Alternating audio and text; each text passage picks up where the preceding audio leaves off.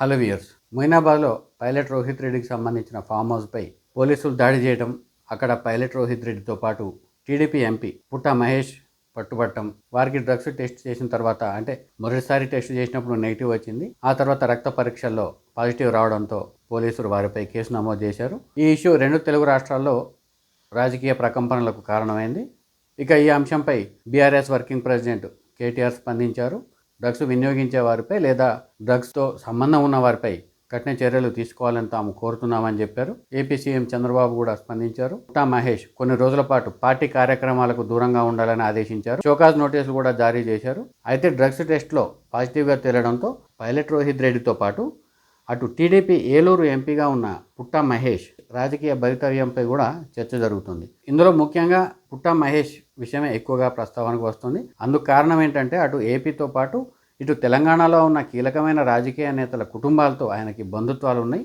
అంతేకాకుండా ఆయన వారసత్వమే ఆయనకు రాజకీయంగా అంటే ఏలూరు ఎంపీ టికెట్ వచ్చేటట్టు చేసిందని చర్చ కూడా ఉంది. పుట్టా మహేష్ తండ్రి పుట్టా సుధాకర్ యాదవ్ దాదాపు రెండు తెలుగు రాష్ట్రాల్లో అందరికీ సుపరిచితుడైన నాయకుడే. ఈయన గతంలో ఎమ్మెల్యేగా చేశారు. ప్రస్తుతం మైదకూరు ఎమ్మెల్యేగా ఉన్నారు. టీటీడీ చైర్మన్గా కూడా ఈయన చేశారు. పుట్టా సుధాకర్ యాదవ్కి తెలుగుదేశంలో మంచి నేమ్ ఉంది. రాష్ట్ర వ్యాప్తంగా కూడా ఆయనకి అభిమానులు ఉన్నారు. అంతేకాకుండా పుట్టా మహేష్ యనమల రామకృష్ణుడికి అల్లుడు. యనమల దివ్య తుని ఎమ్మెల్యేగా ఉన్నారు. పుట్టా సుధాకర్ యాదవ్ టీఆర్ఎస్ కీలక నేత, మాజీ మంత్రి తలసాని శ్రీనివాస్ యాదవ్ కూడా వియంకుడు. అంటే తలసాని శ్రీనివాస్ యాదవ్ కుమారుడు తలసాని సాయి కిరణ్ పుట్టా మహేష్ సిస్టర్ని మ్యారేజ్ చేసుకున్నారు.